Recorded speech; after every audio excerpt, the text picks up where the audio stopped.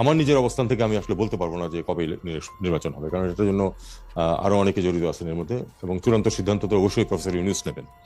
আর সেই সাথে আরেকটা জিনিস আমাদেরকে বুঝতে হবে যে আসলে তো সংস্কার কতটুকু হবে না হবে সে নিয়ে বেশ কিছু কমিশন ছিল, তারা তাদের মতামত দিয়েছেন, তাদের রিকমেন্ডেশন দিয়েছেন।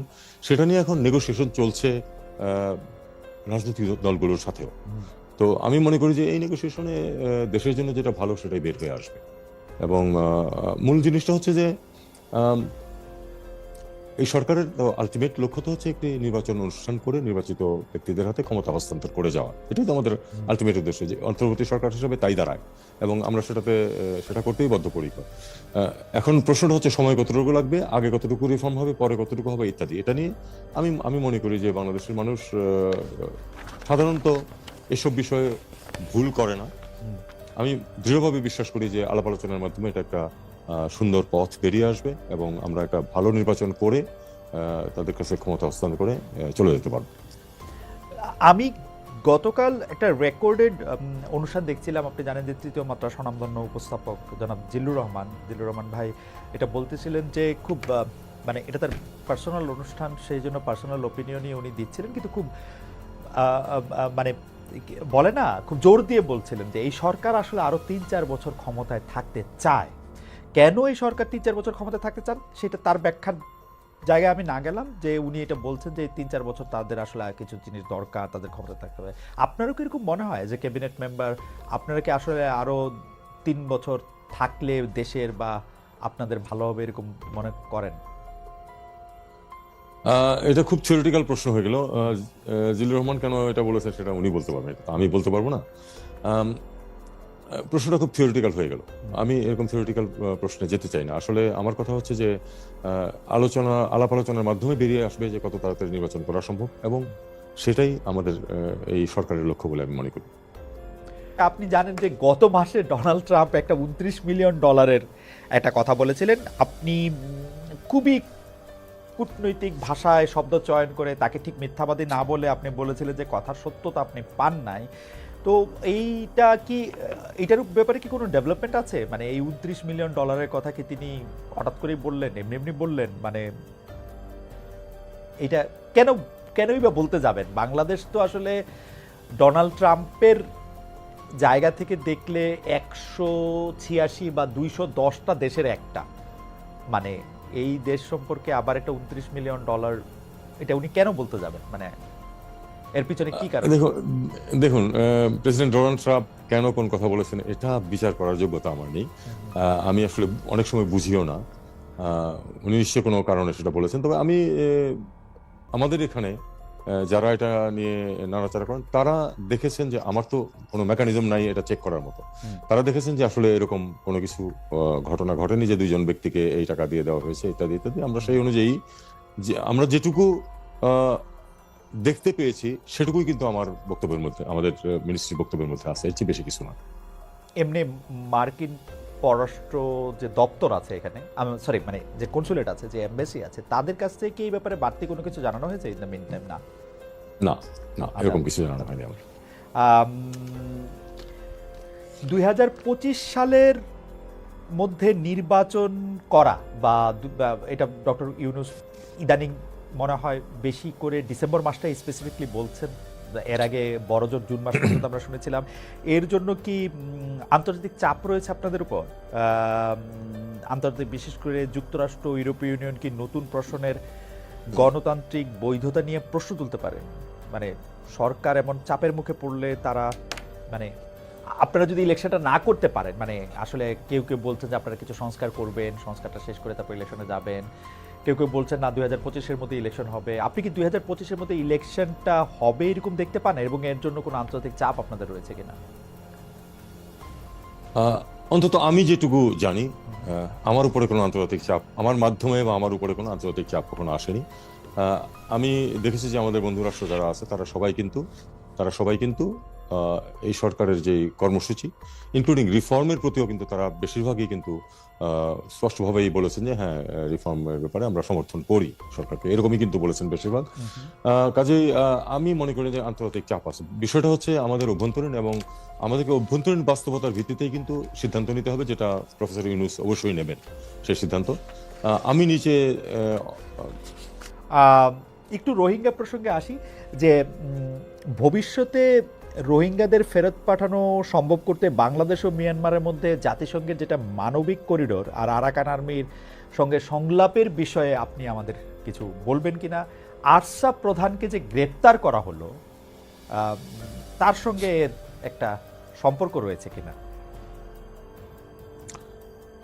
দেখুন, আপনারা জানেন যে মিয়ানমার বা রাখাইন পরিস্থিতি কিন্তু অত্যন্ত জটিল আকার ধারণ করেছে। জটিল আকার ধারণ করেছে এই কারণে যে আমরা অত্যন্ত ধৈর্যের সাথে, আমি মনে করি যে ধৈর্যটা একটু হয়তো বেশি হয়ে গেছে আমাদের, আমরা অত্যন্ত ধৈর্যের সাথে দীর্ঘদিন ধরে কিন্তু মিয়ানমারের মিলিটারি সরকারের সাথে এবং তার আগে আধা মিলিটারি সরকারের সাথে কিন্তু আমরা আলাপ আলোচনা চালিয়ে যাচ্ছিলাম এই লোকগুলিকে, এই অত্যন্ত হতভাগ্য মানুষগুলিকে যেন তাদের স্বাভাবিক জীবনযাত্রায় ফিরিয়ে দেওয়া যায়, তাদের দেশে গিয়ে তারা তাদের জীবনযাত্রা নির্বাহ করতে পারেন।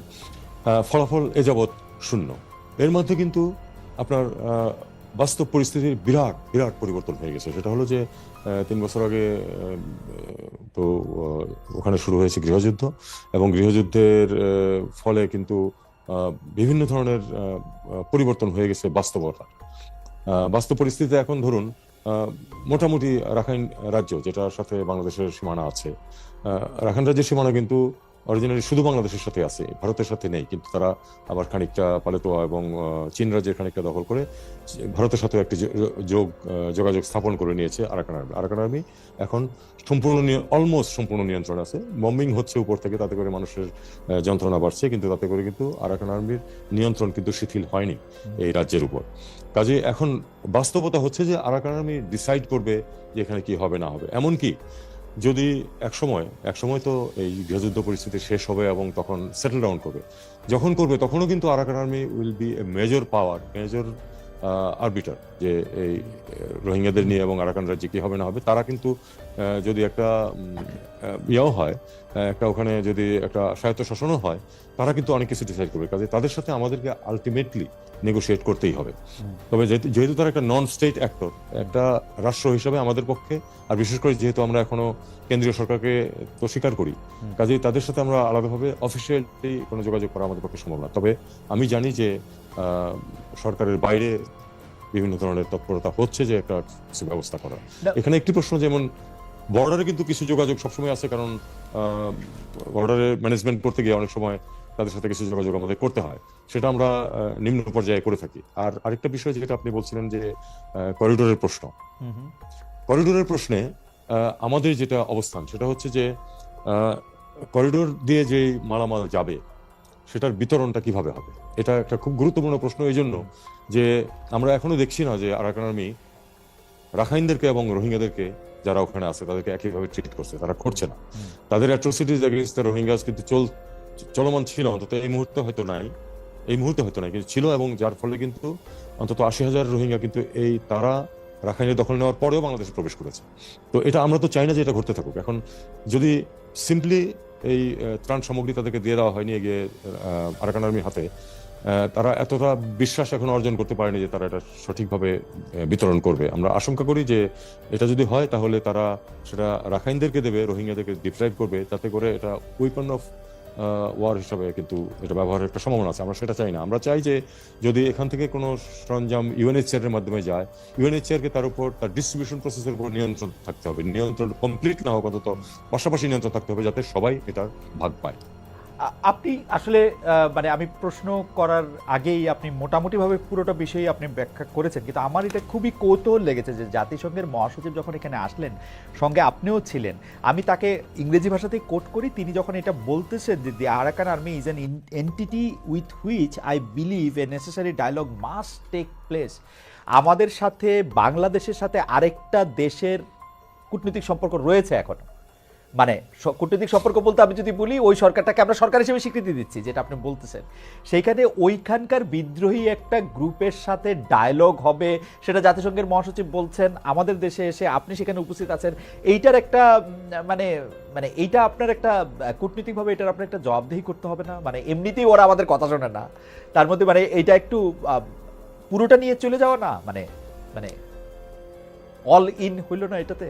মানে আপনার কি মনে হয়? না, দেখুন দেখুন আমরা কোনো জাম্প করবো না কোনো সিদ্ধান্তে, আমরা কোনো জাম্প করবো না। তবে এই বিষয়টা আমরা উপলব্ধি করি যে আলটিমেটলি আমাদেরকে অবশ্যই আরাকান আর্মিকেও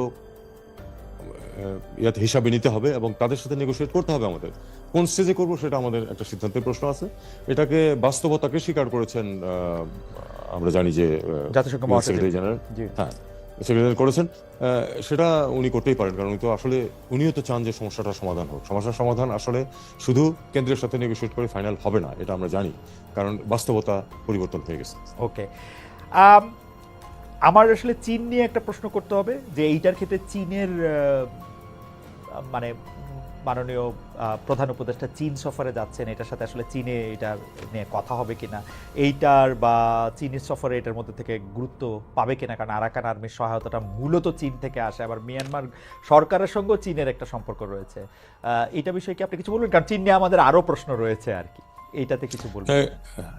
না, এটা আমি বলবো এই কারণে যে আপনি বলেছেন যে দুই পক্ষের সাথে চীনের সম্পর্ক আছে। এটা একদিক দিয়ে আমাদের জন্য সুবিধাজনক, এই জন্য যে আমরা যদি কোনো কিছু আসলে সত্যিকার সমাধানটা যেটা চাই সেটাতে চীন বেশ গুরুত্বপূর্ণ ভূমিকা রাখতে পারে, কারণ চীনের সাথে যেহেতু দুই পক্ষেরই যোগাযোগ আছে এবং দুই পক্ষই অনেকাংশেই চীনের উপর নির্ভরশীল। আমরা অবশ্যই চীন আমাদের বন্ধুরাষ্ট্র, আমরা চাইবো যে তারা আমাদেরকে সহায়তা করুক। আমরা আশা করব যে এই সমস্যার সমাধানে চূড়ান্ত বিচারে চীন একটি ইতিবাচক ভূমিকা রাখবে। একটি প্রশ্ন দর্শকরা অনেকবার করছেন, সেজন্য প্রশ্নটা করা, সেটা হচ্ছে যে পররাষ্ট্র সচিব, আপনার পররাষ্ট্র সচিব যিনি আছেন, বলা হচ্ছে যে তিনি আওয়ামী লীগের লোক বা অন্য কোনোভাবে, এই ব্যাপারটা আপনি আসলে শুনেছেন কিনা, দেখেছেন কিনা? পররাষ্ট্র সচিবের নিয়োগের ক্ষেত্রে আপনার কোনো পছন্দ ছিল কিনা, আছে কিনা? দেখুন, পররাষ্ট্র সচিবের নিয়োগে পররাষ্ট্র উপদেষ্টার কোনো পছন্দ থাকবে না, এটা তো হতে পারে না। এটা খুবই স্বাভাবিক। পররাষ্ট্র সচিব অবশ্যই আমি আমার পছন্দের ব্যক্তি বলেই এবং আমি তাকে যোগ্য বলে মনে করি বলেই তিনি এই পদে আসীন হয়েছেন। আর একটা কথা আমি আপনাকে বলি, যে কেউ যে কোনো অবস্থানে ঢুকলেই, এখন তো যেহেতু সোশ্যাল মিডিয়া খুব অ্যাক্টিভ, মুহূর্তের মধ্যে তার বিরুদ্ধে বিভিন্ন ধরনের বিষোদ্গার চলতে থাকে, কিছু সত্য কিছু মিথ্যা, কিছু এর মাঝামাঝি। তো আমাদেরকে এটা এভাবেই দেখতে হবে। হয়তো অন্য কাউকে পররাষ্ট্র সচিব হিসাবে দেখতে কারো ইচ্ছা ছিল, তিনি সন্তুষ্ট হননি, তিনি এটা বলতেই পারেন। তবে আমি এটুকু বলি যে উনি তার দায়িত্ব সঠিকভাবে পালন করছেন এবং উনি আওয়ামী লীগের লোক কোট আন কোট, এরকম কোনো প্রমাণ আমার কাছে নেই। আমাদেরকে একটা জিনিস বুঝতে হবে যে গত 17 বছর একটি সিস্টেম এই দেশে, একটি খুবই অন্যায্য একটা ব্যবস্থা ছিল সেখানে আত্মরক্ষার জন্য এবং স্বাভাবিকভাবে জীবন কাটিয়ে চাকরি করে রিটায়ার করার জন্য কিন্তু অনেককেই বা প্রায় সবাইকেই অন্ততপক্ষে নিজেকে আওয়ামী বিরোধী নয় এটা প্রমাণ করতে হয়েছে। সেটাকে আমাদের ধরলে চলবে না, আমাদেরকে চিন্তা করতে হবে যে আমি একটা কথা প্রায়ই বলি যে আমি আমার চাকরি জীবনে 33 বছর চাকরি করেছি, এর মধ্যে 6টা সরকার পরিবর্তন দেখেছি এবং ব্যুরোক্র্যাটদের নিয়মই হচ্ছে যে তারা যখন যে সরকার থাকবে তাকে তারা সার্ভ করবে এবং তাদের মতো করে সার্ভ করতে হবে। এখন সেটার কোনো বিকল্প আমরা এখনো বের করতে পারিনি, যদি পারতাম তাহলে ভালো হতো।